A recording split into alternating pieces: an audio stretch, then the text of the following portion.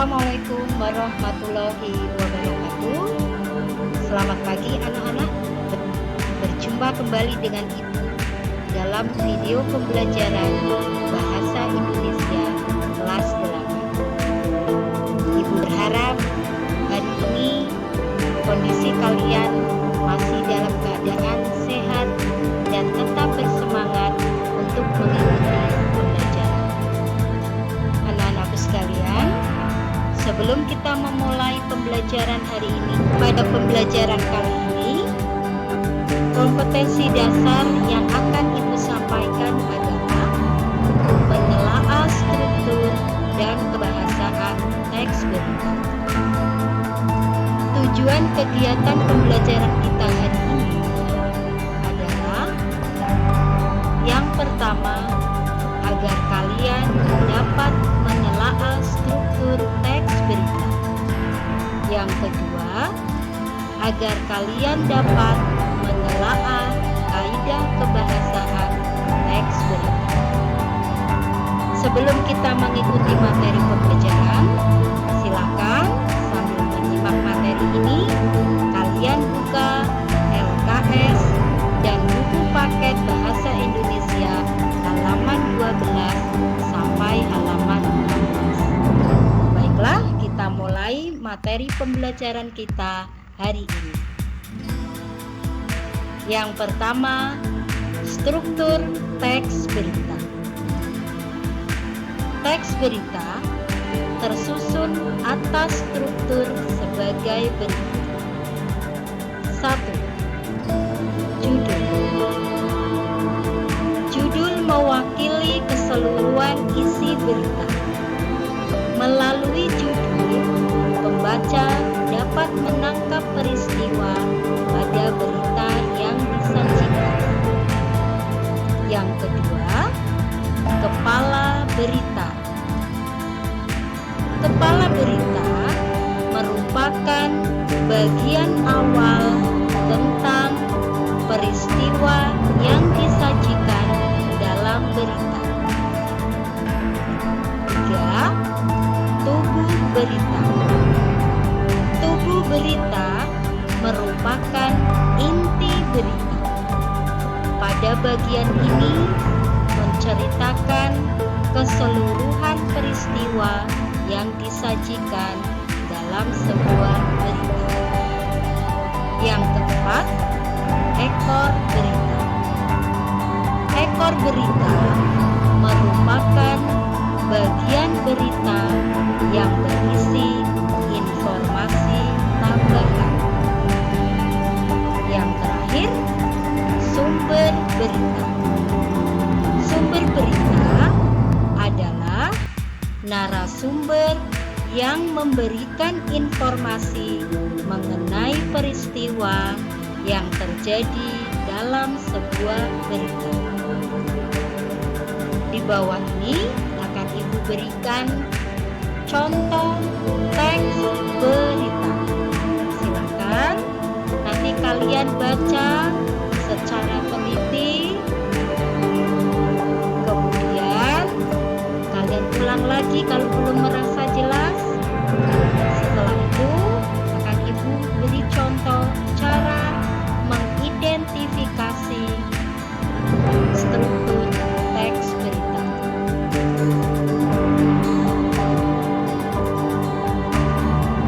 Dari teks berita yang sudah kalian baca tadi, maka dapat kita identifikasikan struktur teks berita sebagai berikut. Yang pertama, judul berita. Judul berita di atas adalah sejumlah pejabat positif COVID-19.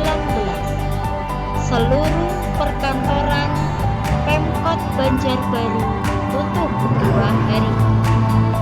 Yang kedua, kepala berita.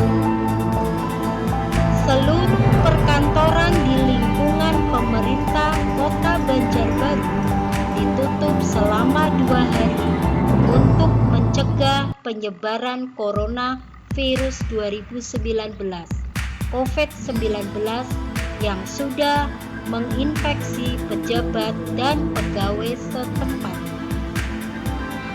Pada bagian tubuh berita kita lihat Wakil Wali Kota Banjarbaru Darmawan Jaya Setiawan mengatakan pihaknya sudah mengeluarkan surat edaran terkait penutupan perkantoran pada tanggal 3 dan 4 Agustus 2020.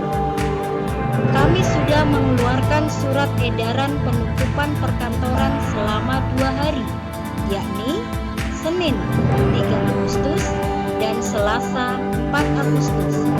Ujar dia yang memimpin sementara tampuk pemerintahan karena wali kota positif COVID-19 di kota Banjarbaru, Kalimantan Selatan, Sabtu 1 Agustus 2020. Dijelaskannya, penutupan kantor dan seluruh layanan baik dinas, badan maupun unit kerja lainnya dilakukan untuk mencegah munculnya klaster baru penyebaran COVID-19, terutama di lingkungan perkantoran, dilansir dari Antara.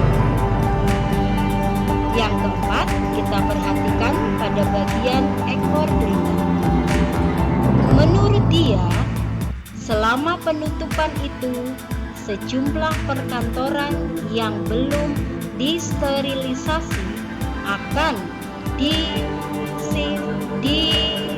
diinfeksi petugas Badan Penanggulangan Bencana Daerah Banjarbaru dengan penyemprotan cairan disinfektan. Pada yang bagian terakhir, sumber berita. Pada bagian sumber berita, narasumbernya adalah Wakil Wali Kota Banjarbaru Darmawan Jaya Setiawan. Berita ini ditayangkan di liputan6.com pada tanggal 2 Agustus 2020 pukul 07.00 waktu Indonesia bagian Barat. Nah, itu tadi materi tentang struktur teks berita. Kita lanjutkan materi berikutnya, yaitu kebahasaan teks berita. Kebahasaan teks berita meliputi 1. Penggunaan bahasa baku. Penggunaan bahasa baku dimaksudkan untuk mempermudah pemahaman isi berita, karena bahasa baku mudah dipahami oleh masyarakat. Yang kedua, penggunaan kalimat langsung sebagai variasi dari kalimat tidak langsung. Penggunaan kalimat langsung ini berkaitan dengan pengutipan pernyataan dari narasumber. Yang ketiga, penggunaan konjungsi atau kata sambung bahwa yang berfungsi sebagai penerang kata yang diikutinya. Contoh, sejumlah staf rumah sakit mengatakan bahwa jumlah pasien corona makin bertambah. Yang keempat, penggunaan kata kerja mental. Kata kerja mental yaitu kata kerja yang terkait dengan kegiatan dari hasil pemikiran. Kata kerja mental antara lain membayangkan, berasumsi, berpraduga, berkesimpulan, dan sebagainya. Contoh, mereka membayangkan seandainya hujan kembali turun. Kata membayangkan, kata kerja mental membayangkan itu adalah kata kerja yang melibatkan pemikiran atau melibatkan alat berpikir. Yang kelima,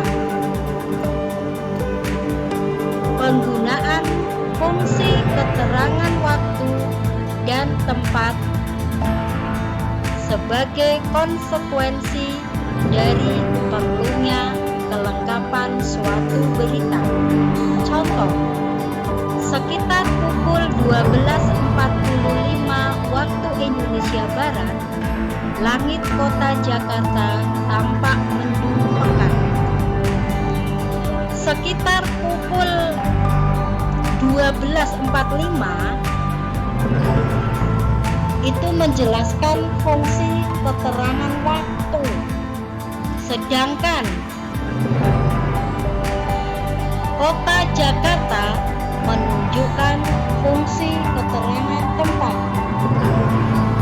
Kita lanjut yang keenam, penggunaan konjungsi temporal. Konjungsi temporal digunakan berkaitan dengan pola penyajian berita yang umumnya mengikuti pola kronologis urutan waktu. Kata-kata yang digunakan antara lain kemudian, sejak, setelah, awalnya, akhirnya. Contoh, sekitar pukul 12.45 waktu Indonesia Barat, langit tampak mendung. Tak lama kemudian, hujan yang diharapkan masyarakat akhirnya turun juga. Nah, demikian tadi anak-anakku materi tentang struktur teks berita dan kaidah kebahasaan teks berita. Untuk tindak lanjut berikutnya yaitu tentang tugas. Silakan kalian bisa mencari satu teks berita di internet, atau bisa juga kalian membuat sendiri teks berita. Kemudian langkah yang kedua, kalian identifikasikan strukturnya. Tugas bisa kalian kerjakan di kertas dan kalian kumpulkan pada hari Senin 10 Agustus 2020 setelah pukul 14.00. Anak-anakku sekalian, sebelum Ibu mengakhiri pembelajaran hari ini, tidak ada salahnya Ibu mengingatkan agar kalian selalu menjaga kesehatan, menjaga jarak, mencuci tangan sesering mungkin menggunakan sabun, dan jangan lupa tetap di rumah saja. Ibu akhiri materi pembelajaran hari ini.